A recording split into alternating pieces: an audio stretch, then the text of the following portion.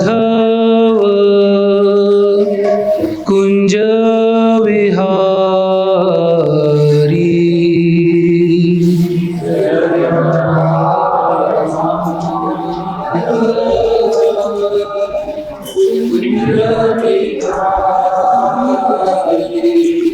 जय राधा माधव कुंज विहारी।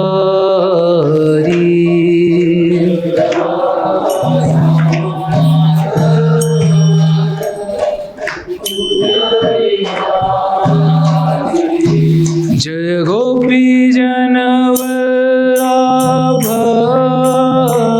गिरिवरधारी।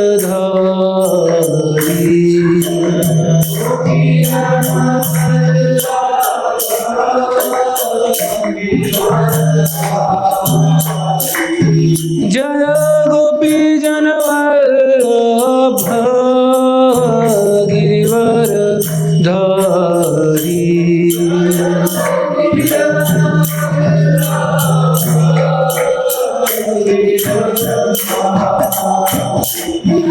जय राधा माधव कुंज विहारी।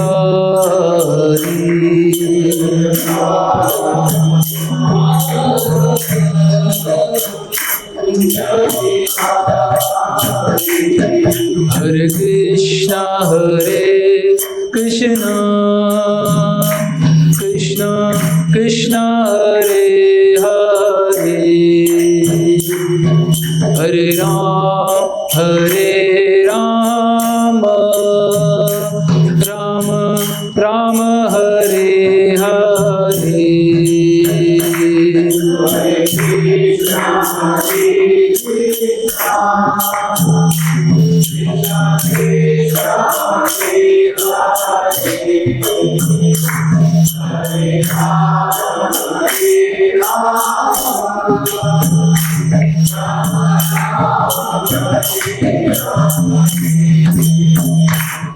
हरे कृष्णा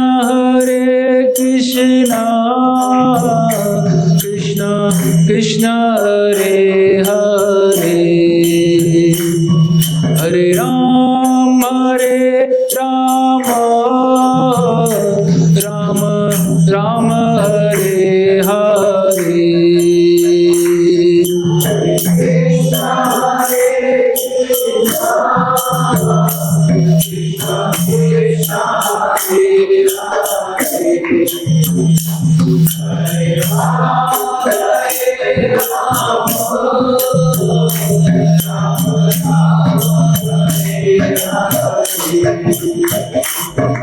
हरे कृष्णा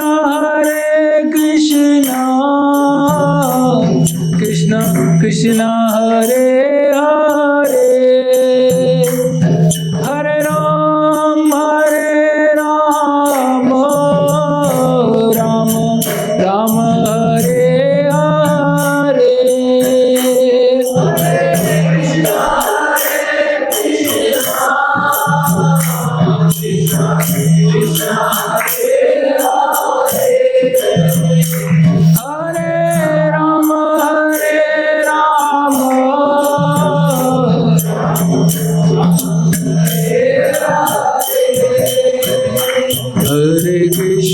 हरे कृष्णा कृष्णा कृष्णा हरे हरे।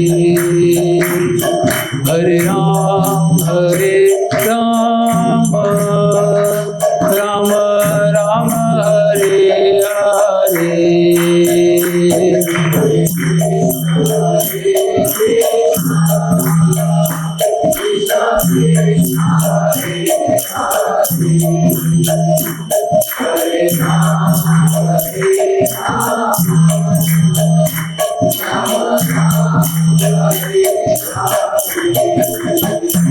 हरे कृष्णा कृष्णा कृष्णा हरे हरे। हरे Ram Ram Ram Hare Hare. Hare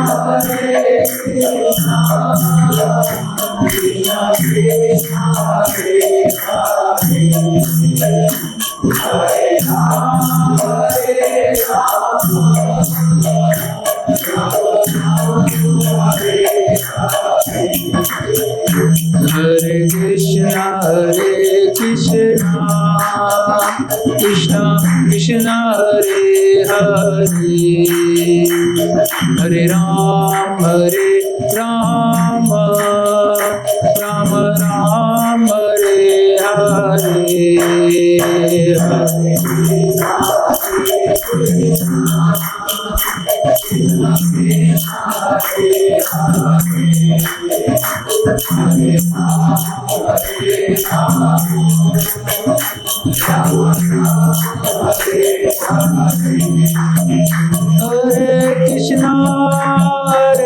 Krishna Krishna Hare Hare Hare Ram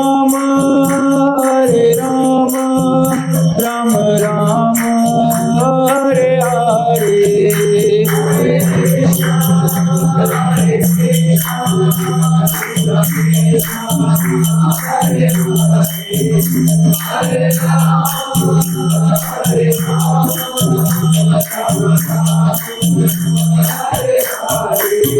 Hare Krishna Krishna Krishna Hare Hare Hare Ram Ram Ram Hare Hare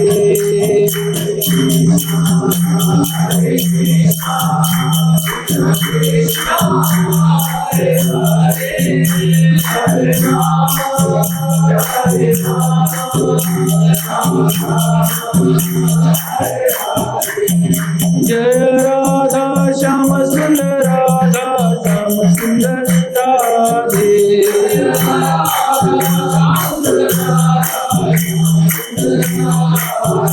Jai Radha Raman Radha Raman Radhe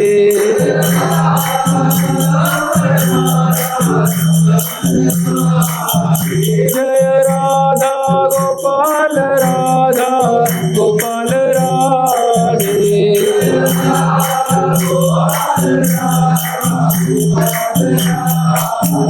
Jai Krishna Balaram Krishna Balaram Krishna Balaram Jai Krishna Balaram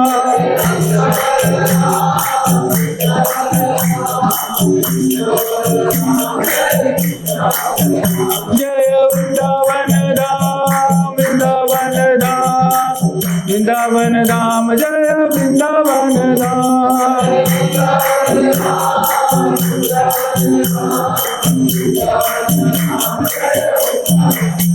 Jai Jai Prabhupada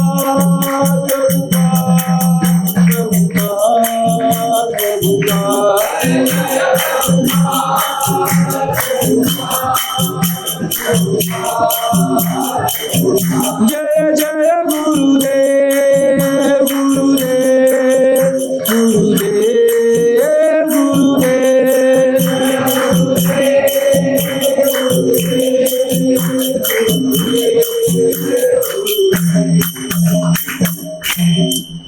युगधर्म हरिनाम संकीर्तन की जय, श्रील प्रभुपाद की जय, परम पूज्य लोकनाथ स्वामी महाराज की जय, निताय गौर प्रेमानंदे हरि हरि हरि हरि हरि हरि बोल।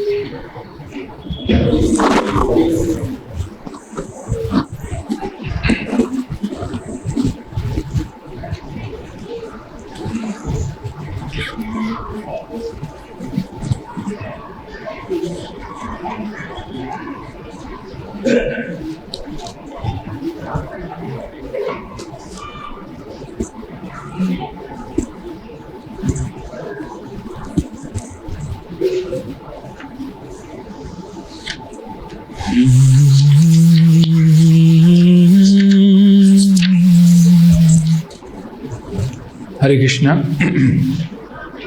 हरे कृष्णा। सभी भक्तों का बहुत बहुत स्वागत है साप्ताहिक सत्संग कार्यक्रम में। तो आज का जो श्लोक है वो श्लोक संख्या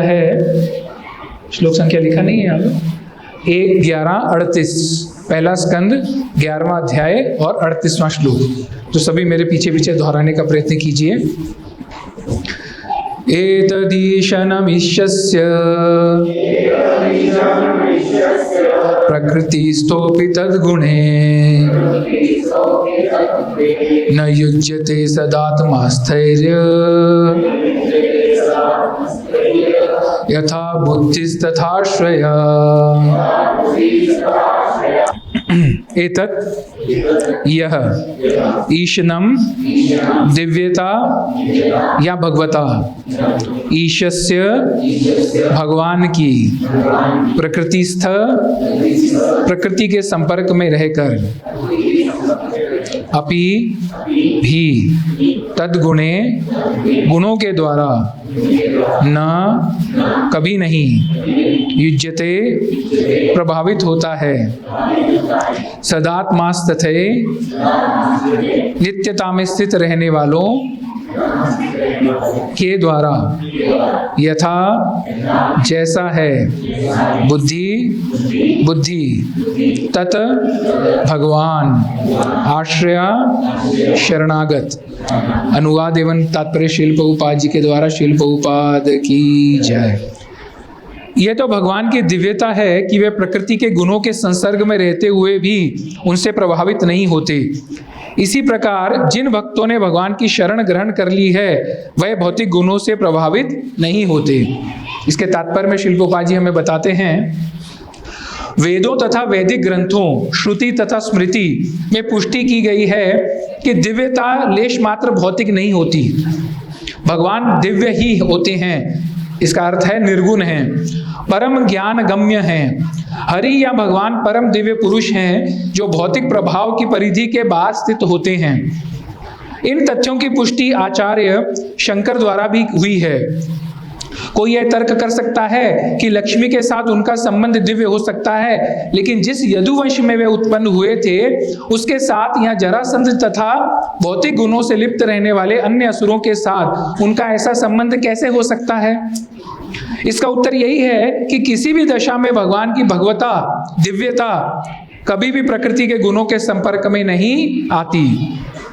वस्तुतः वे ऐसे गुणों के संपर्क में इसलिए लगते हैं क्योंकि वे ही हर वस्तु के परम उद्गम हैं, तो भी वे ऐसे गुण कर्मों से ऊपर रहते हैं, अतएव वे योगेश्वर कहलाते हैं। अर्थात दूसरे शब्दों में कहना चाहें तो वे सर्वशक्तिमान हैं। यहाँ तक कि उनके विद्वान भक्त भी भौतिक गुणों से प्रभावित नहीं होते।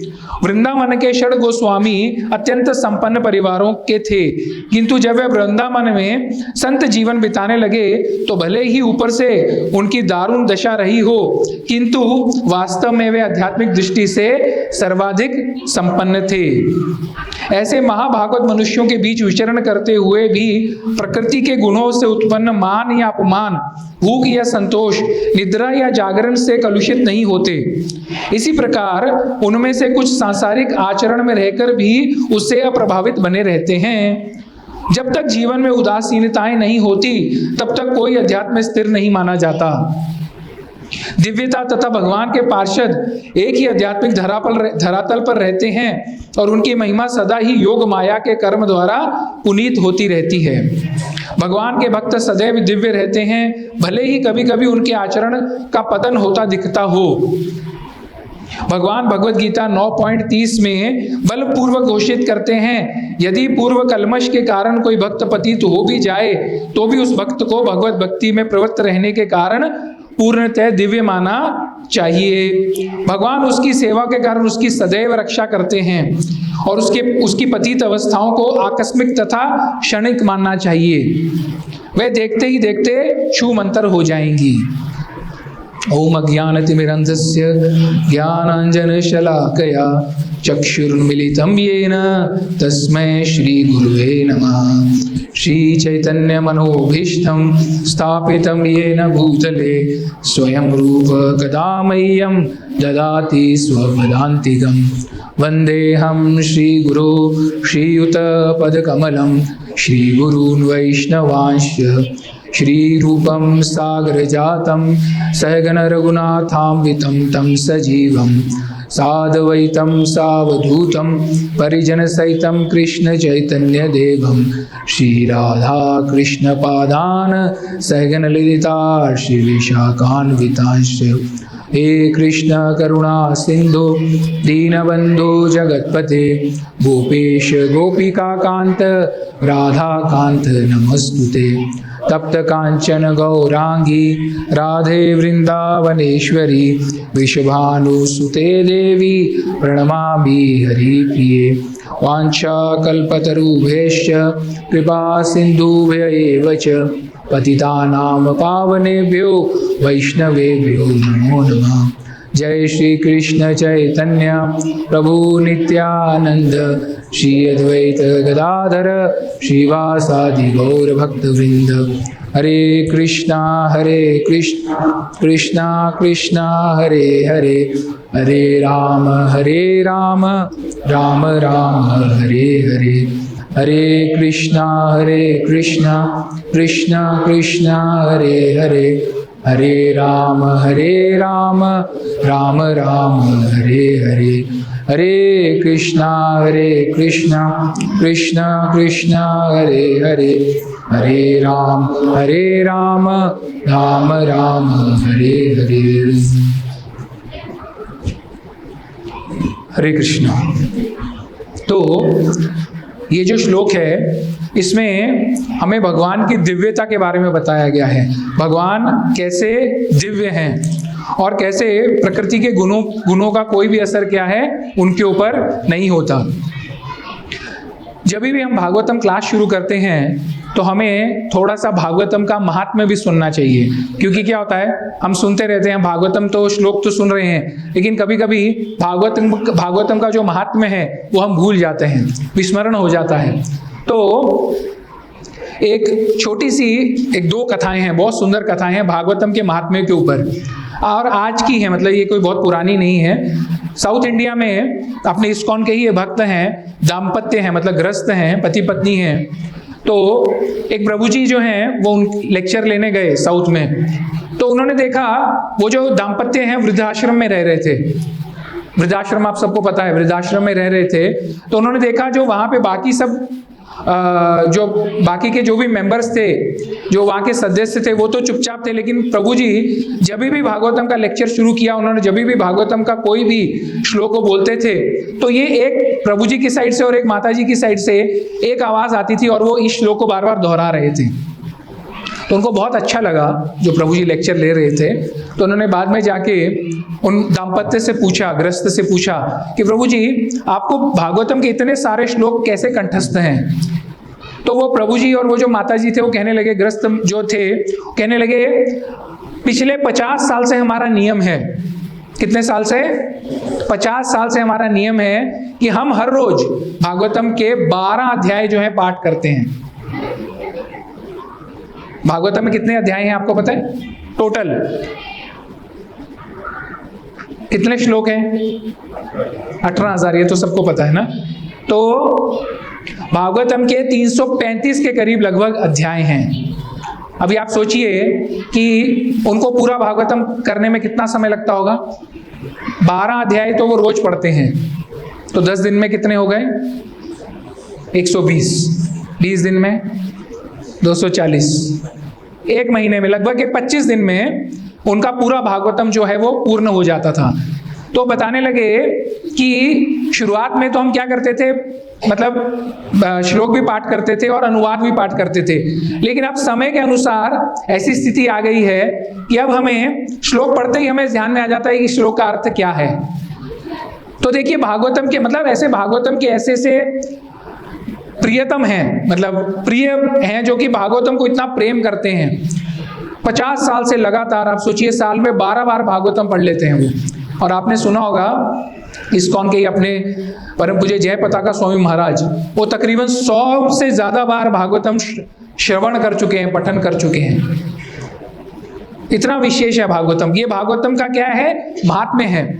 उसके बाद में एक और प्रभुपाद डिसाइपल हैं, प्रभुपाद के शिष्य हैं, उनका नाम है भूरी प्रभु।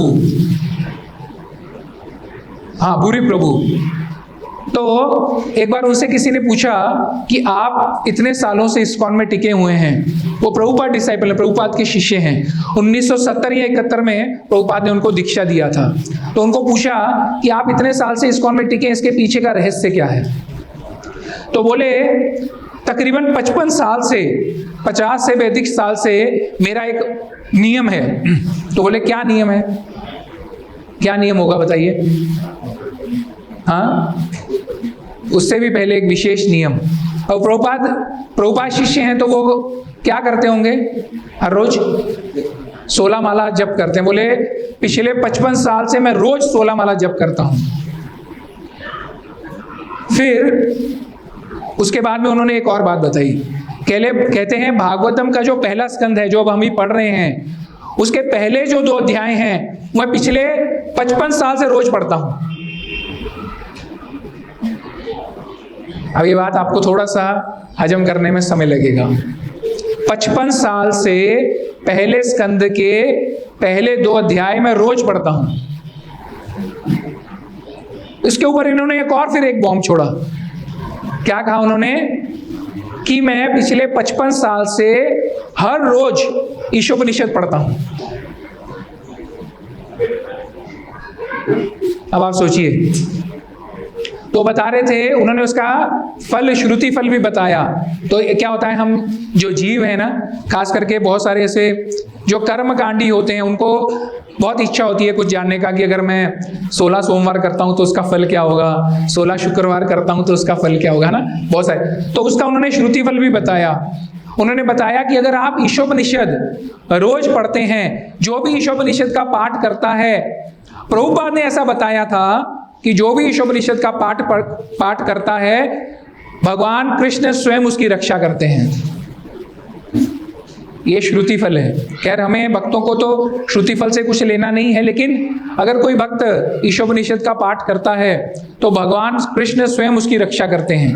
और जो भी भक्त भागवतम के पहले स्कंद के पहले 2 अध्याय का पाठ करता है, उसके जीवन में हमेशा मंगल ही मंगल होता है।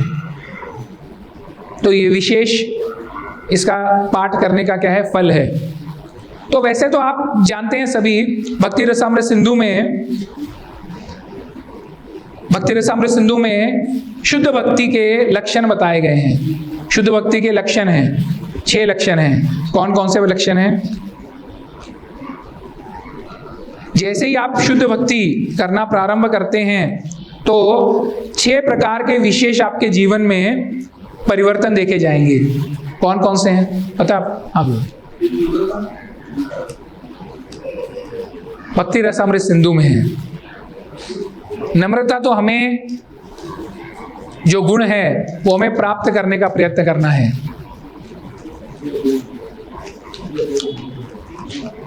थोड़ा सा मैं शुभदा, यस, वेरी गुड।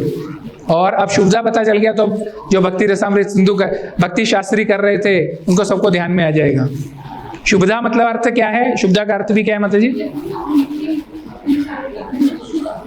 हाँ, भक्ति में आते ही सब कुछ शुभ हो जाता है, शुभ प्रदान करने वाली है।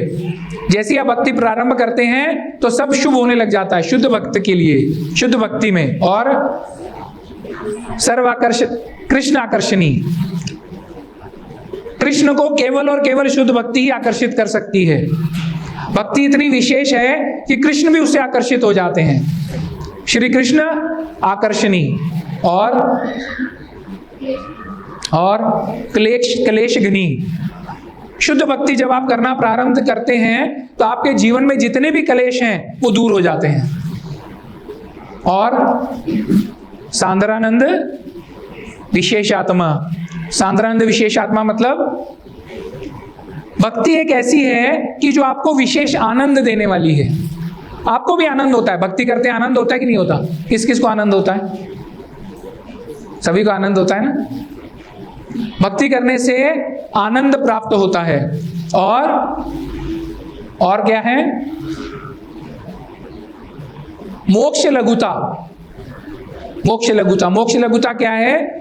जो शुद्ध भक्त होता है वो मोक्ष की भी परवाह नहीं करता, वो मोक्ष को भी क्या सोचता है, तुच्छ समझता है। भक्ति जो है इतनी विशेष है। और भक्ति और क्या है, सुदुर्लभ। सुदुर्लभ भक्ति हर एक को नहीं प्राप्त होती। आप अगर भक्ति शुरू करते हैं, भगवान के पास जाते हैं, भगवान की सेवा प्रारंभ करते हैं, भगवान आपको सब वरदान दे देंगे, लेकिन शुद्ध भक्ति का वरदान भगवान कभी भी नहीं देते। क्यों नहीं देते? क्यों नहीं देते? क्योंकि भगवान ऐसा शास्त्रों में बताए हैं कि जो मेरा शुद्ध भक्त है, मैं उसके हाथों अपने आप को बेच देता हूं। इतनी विशेष है। और अब क्या होगा अगर कोई भगवान से कुछ प्राप्त करने की इच्छा से आर्त, अर्थार्थी, जिज्ञासु और ज्ञानी, भगवान के पास कुछ प्राप्त करने की इच्छा से गया भी है, भगवान उसको फटाफट दे देंगे। ठीक है, इसने कुछ मेरे से कुछ मांगा है, लेकिन अगर कोई शुद्ध भक्ति प्राप्त करने के लिए जाता है तो भगवान उसको शुद्ध भक्ति नहीं, क्योंकि शुद्ध भक्ति देते ही, प्रदान करते ही उस भक्त की पूर्णता जो जिम्मेदारी है, पूर्णता जो उसका जो भी मतलब पूरा का पूरा जीवन जो है, भगवान क्या है, पूरी जवाबदारी जो है उसकी वो अपने ऊपर ले लेते हैं। तो इसलिए शुद्ध भक्ति इतनी विशेष है। शुद्ध भक्ति साधारण नहीं है। तो ये शुद्ध भक्ति के लक्षण हैं। अब अध्याय पढ़ रहे हैं, इस अध्याय का शीर्षक क्या है? श्री कृष्ण का द्वारका में आगमन।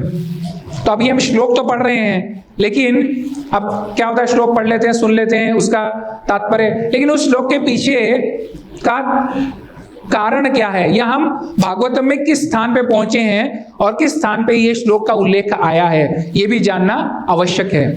तो ये क्या है, इसके पूर्व अध्याय में क्या था, कुंती महारानी श्री कृष्ण को महाभारत की युद्ध के बाद में रोक लेती है अपने पास, प्रेम से बहुत बार कहती है, तो कृष्ण क्या करते हैं, वहां पे कुछ दिन के लिए रुक जाते हैं। लेकिन अब कृष्ण क्या किया है, कृष्ण ने क्या किया है, द्वारका के लिए प्रस्थान किया है, और अब द्वारका में वो क्या कर रहे हैं, द्वारका में प्रवेश कर रहे हैं।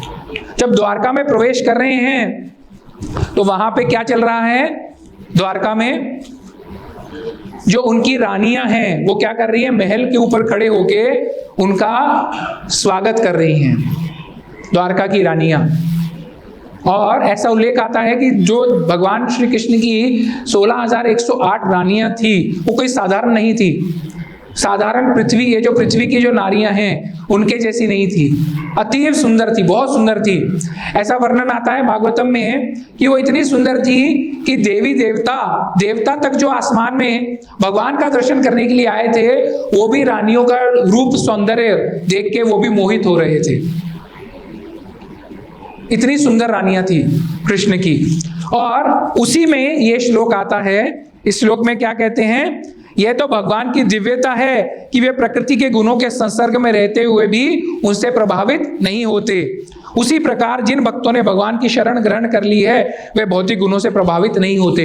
इसके पूर्व जो श्लोक लिया था पिछले हफ्ते प्रभु जी ने, वो क्या था, 36वां श्लोक। 36वें श्लोक में क्या बताते थे, यद्यपि रानियों की मृदु मुस्कान तथा बाकी चितवन अत्यंत विमल तथा उत्तेजक थी, जिससे साक्षात कामदेव मोहित होकर अपना धनुष त्यागने के लिए बाध्य हो सकते थे। यहाँ तक कि अत्यंत सहिष्णु शिव भी उनके शिकार हो सकते थे, तो भी वे अपने समस्त हाव भाव तथा आकर्षण से भगवान की इंद्रियों को विचलित नहीं कर सकती। ये भगवान की दिव्यता है।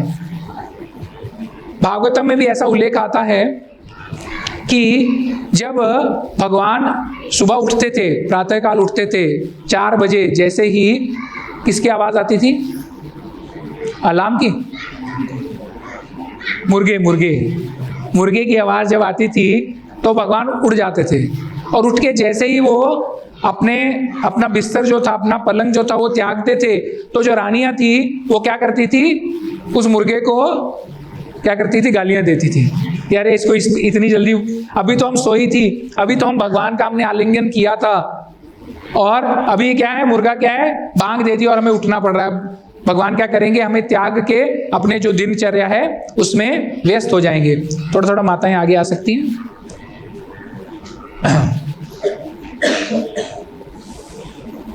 तो लेकिन भगवान क्या थे, भगवान ऐसा नहीं सोचते थे कि अरे मैं तो इतनी सुंदर रानियां हैं मेरी, उनसे मैं आलिंगन करके क्या कर रहा हूँ, विश्राम कर रहा हूँ, थोड़ी देर और रहे। नहीं, भगवान उसी क्षण उड़ जाते थे और क्या करते थे, अपनी जो उनकी दिनचर्या थी उसमें वो व्यस्त हो जाते थे। तो इसी से हमें भगवान की दिव्यता समझ में आती है कि भगवान को ये जो जितनी भी, अब आप अगर भौतिक जितने भी मनुष्य हैं, अगर आप उनकी बातें सुनेंगे तो वो क्या कहते हैं, कृष्ण, आप कहते हो कृष्ण जो है वो कौन है, विशेष है, भगवान है। कृष्ण कौन है, he is the supreme personality of godhead. भगवान परम पुरुष कौन है, वो कृष्ण है ना, ऐसा बताते हैं ना। ईश्वर परम कृष्ण सच्चिदानंद विग्रह, परम कृष्ण, परम भगवान कौन है, वो कृष्ण है। लेकिन उनमें इतना विशेष क्या है, अगर आप वैसे भी अगर आप जाएंगे ना तो रामचंद्र जी को तो भगवान मानने के लिए सब तैयार हैं। क्यों तैयार हैं, क्योंकि उन्होंने जो भी कहा उसका क्या किया, पालन किया। रघुकुल रीत सदा चली आई, प्राण जाए पर वचन न जाई। उन्होंने एक पत्नी व्रत कहा और जब तक उन्होंने अपना वापस से वो अपने धाम नहीं गए तब तक उन्होंने एक पत्नी व्रत ही धारण किया। उन्होंने जो क्या किया था, अपने पिता को जो वचन दिया था उसका भी पालन किया, 14 वर्ष वनवास, है ना।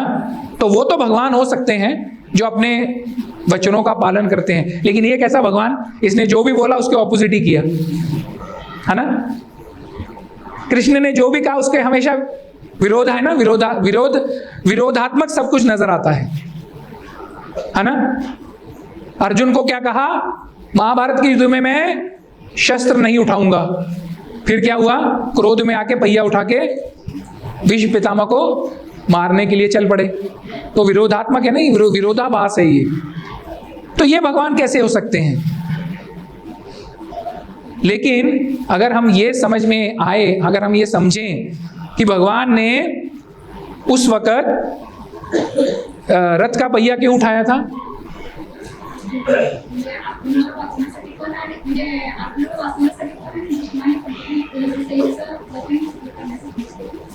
अर्जुन को बचाने के लिए तो उठाया था, लेकिन उनका विशेष उद्देश्य क्या था कि उनके शुद्ध भक्त ने प्रतिज्ञा ली थी। क्या ली थी प्रतिज्ञा, कि या तो आज अर्जुन को मैं समाप्त कर दूंगा और या फिर कृष्ण को अपने हाथ में शस्त्र उठाना पड़ेगा। ये बातें किसी को पता नहीं है। अब 16,108 रानियां, ये कैसा तुम्हारा भगवान है, 16,108 रानियों के साथ रंगरलियां क्या कर रहा है, रास रचा रहा है ना। अनंत गोपियों, कोटि, मतलब ऐसा बताते हैं कि कोटि गोपियां हैं जिनके साथ क्या कर रहा है, वो रात को 12 बजे रास रचा रहा है। लेकिन कोई ये तथ्य नहीं जानता कि 16,108 रानियां जो थी उसमें से कृष्ण ने अपनी इच्छा से किसी से भी शादी नहीं की, किसी से भी विवाह नहीं किया था। आप भागवतम पढ़ के देख लीजिए। जो प्रमुख 8 रानियां हैं वो सभी की सभी रानियां जो थी, रुक्मिणी तक, मुझे बताइए रुक्मिणी से विवाह करने के लिए कृष्ण गए थे क्या? उनको तो रुक्मिणी ने प्रेम पत्र, गुरु महाराज जैसे बताते हैं कि सबसे पहला प्रेम पत्र, लव लेटर जो लिखा था वो रुक्मिणी ने लिखा था। और भी आप सत्यभामा, जितनी भी रानियां हैं, सब क्या था, उनके पिता ने कहा था कि आप मेरी पुत्री से विवाह करिए। 16,100 रानियां भी जी थी, वो कौन थी, कहां पे बंदी बनाई गई थी, नरकासुर के महल में, है ना। अब नरकासुर का तो वध कर दिया, और वो रानियां भी जो थी वो भगवान कृष्ण को ही प्रार्थना कर रही थी कि हमें इस नरक से, हमें इस नरकासुर से बचाओ, हमें यहां से बाहर निकालो। और जब नरकासुर का वध हो गया तो 16,100 रानियों ने भी यही कहा कि हम इतने समय से एक पर पुरुष के महल में रह के आई हैं, हमें कोई भी स्वीकार नहीं करेगा। तो भगवान कहते हैं जिसका कोई स्वीकार नहीं करता उसको मैं स्वीकार करता हूं। तो भगवान इतने विशेष हैं। तो इसी कारण से हमें क्या है, भगवान की दिव्यता का अनुमान, भगवान कितने दिव्य हैं उसका हमें प्रमाण मिलता है। अब यहाँ पे शिव जी और ब्रह्मा जी के भी मोहित होने का उल्लेख आया है ना। यहाँ पे क्या बताते हैं, भगवान कभी भी गुणों के द्वारा मोहित नहीं होते। प्रकृति के गुण जो हैं वो सभी के ऊपर, सभी जीव जो हैं, आपको पता है ब्रह्मा जी तक जो हैं वो भी प्रकृति के गुणों के अधीन हैं। अन्यथा ब्रह्मा जी जो है वो ब्रह्म विमोहन लीला नहीं हुई होती, है ना। शिव जी भी मोहित हो गए थे। किससे मोहित हो गए थे? मोहिनी रूप। लेकिन शिव जी का मोहित होना और हमारा मोहित होना, इसमें बहुत भेद है। आप कहेंगे प्रभु जी मैं उस स्त्री से मोहित हो गया तो कौन सी बड़ी बात है, शिव जी भी तो मोहित हुए थे मोहिनी रूप से। लेकिन उसमें फर्क है, शिव जी किस पे मोहित हुए हैं? मोहिनी। मोहिनी कौन है? कृष्ण है। हम कृष्ण पे मोहित होते हैं क्या? इसीलिए इसके तात्पर्य में और इसके अनुवाद में श्लोक में क्या बताया गया है, भगवान के जो शुद्ध भक्त हैं, शुद्ध भक्त कौन है? कौन है शुद्ध भक्त? शिव जी शुद्ध भक्त हैं। शिव जी किस पे मोहित हुए? मोहिनी पे। मोहिनी कौन है? कृष्ण है ना। तो शुद्ध भक्त कौन है? जो कृष्ण पे मोहित होते हैं। इसीलिए जो शुद्ध भक्त या जो भक्त कृष्ण पे मोहित होते हैं, उनके ऊपर प्रकृति के जो 3 गुण हैं वो कोई भी प्रभाव नहीं डाल सकते। भक्ति इतनी विशेष है, देखिए भक्ति इतनी विशेष है। प्रभु जी भगवत गीता है, हिंदी भगवत गीता एक 2-5 मिनिटांमध्ये द्या, काय अडचण आहे, 1-5 मिनिटात शोधून द्या। भक्ति इतनी विशेष है कि जो शुद्ध भक्त हैं उनके ऊपर भी प्रकृति के जो 3 गुण हैं वो क्या कहें, वो कार्य नहीं करते। और मोहिनी रूपी जो हम जानते हैं, मोहिनी कौन है पता है? कृष्ण है। लेकिन उन्होंने कौन सा रूप धारण किया है? स्त्री का रूप धारण किया है। और आपको पता है इसका सबसे बड़ा उदाहरण कौन है मोहिनी रूप का? हमारे एक गौड़ीय वैष्णव विग्रह हैं जो मोहिनी रूप का उदाहरण है। हाँ, मैंने विग्रह कहा।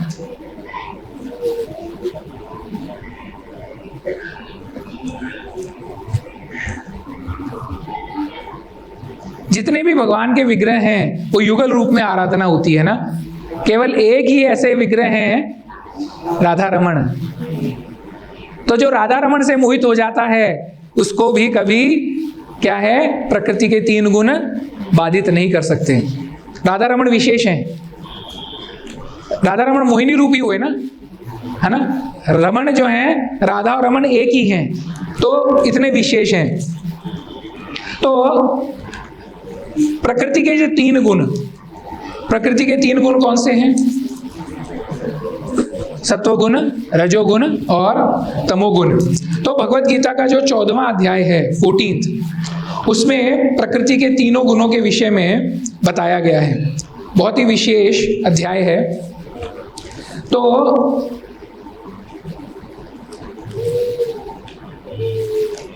वैसे तो अगर आप देखेंगे भगवत गीता का जो 3.27 है, 3रा अध्याय और 27वां श्लोक,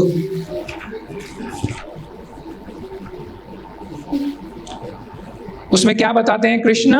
प्रकृते क्रियमानानि गुणे कर्माणि सर्वशः अहंकार विमूढ़ आत्मा कर्ता अहमति मन्यते।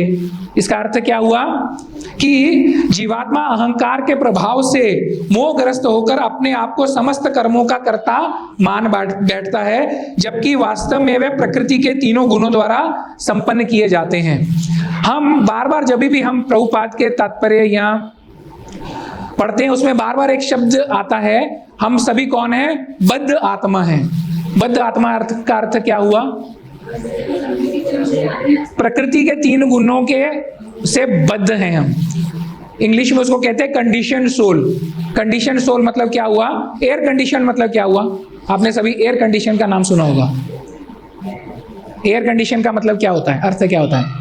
तो बोलेंगे प्रभु ठंडी ठंडी हवा, है ना। ठंडी हवा सही है, ठंडी हवा। हवा जो कंडीशन की गई है, कंडीशन का अर्थ क्या हुआ? उसमें कुछ बदलाव किया गया है। बदलाव क्या है? हवा को ठंडा कर दिया है ना। इसीलिए वो एयर विच इज कंडीशन।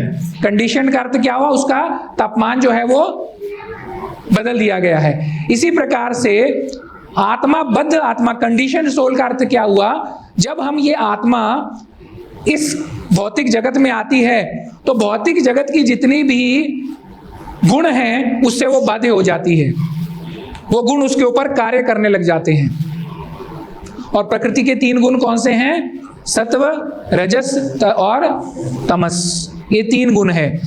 और जीवात्मा क्या करता है? इन गुणों के अनुसार कार्य करता है, लेकिन क्या सोचता है? अहंकार विमूढ़ आत्मा, वो अहंकार वश ऐसा सोचता है कि ये सब कार्य कौन कर रहा है? मैं कर रहा हूं। जबकि प्रकृति के जो गुण हैं उससे वो ये कार्य करवा रहे होते हैं।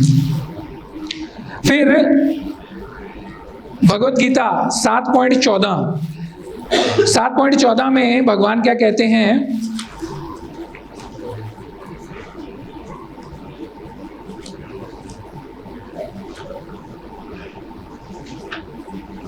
देवी हैषा गुणमयी मम माया दुरत्तेया मामेव ये प्रपद्यन्ते माया मेताम तरन्ति ते। इसका अर्थ क्या हुआ? प्रकृति के 3 गोलों वाली इस मेरी देवी शक्ति को पार कर पाना कठिन है। ये देवी शक्ति किसकी है? भगवान की है, भगवान की शक्ति है। किंतु जो मेरे शरणागत हो जाते हैं वे सरलता से इसे पार कर जाते हैं।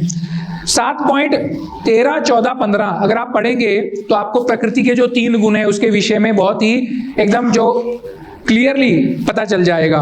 13 में क्या बताते हैं? त्रिभिर गुणमयीर वैरभी सर्वमिदं जगत मोहितम ना भी जानाति मामेभ्य परमवयम। मतलब 3 गुणों के द्वारा मोहग्रस्त ये सारा संसार मुझ गुणातीत तथा अविनाशी को नहीं जानता। हम जब भगवान को नहीं जानते तो उसके पीछे का कारण भी यही है। कारण क्या है? जो 3 गुणमयी, 3 गुणों से युक्त जो ये माया है, इसके प्रभाव के कारण हम भगवान को नहीं जान सकते। इसीलिए भगवत गीता में भगवान कहते हैं कि अगर भगवान को जानना है तो तमस और रजस से उठ के कम से कम हमें सत्व गुण में आना पड़ेगा, तभी हम भगवान को अच्छी तरह से जान सकते हैं। इसीलिए सत्व गुण, अभी बहुत सारे भक्त जो है हमें ऐसा पूछते हैं कि प्रभु जी ठीक है, अंडा हो गया, मांस मदिरा हो गई, ये तो सब ठीक है, लेकिन प्याज लहसुन खाने से क्या फर्क पड़ता है? प्याज लहसुन जो है वो भी तो क्या है? वेजिटेरियन है ना, शाकाहारी है। लेकिन हम जिस पथ पे चल रहे हैं, हम किस पथ पे हैं? अथा तो ब्रह्म जिज्ञासा। हम क्या जानने का प्रयत्न कर रहे हैं? मैं कौन हूं? ये जानने के लिए हमें कम से कम सत्व गुण में आना आवश्यक है। तो सत्व गुण में आने के लिए हमें क्या करना पड़ेगा? आहार भी सात्विक करना पड़ेगा। सत्व गुण तो केवल प्रारंभ है। भगवान तो क्या कहे हैं? 3 गुणों से ऊपर उठो, निस्त्रय गुण्य भव अर्जुना। 2.45 में भगवान कहते हैं कि ये 3 गुणों में क्या है? 3 गुणों की व्याख्या जो है वेदों में कही गई है, लेकिन हे अर्जुन तुम्हें इन 3 गुणों से ऊपर उठना है। सत्व गुण से भी आगे, उसका सत्व गुण से भी ऊपर क्या है? विशुद्ध सत्व।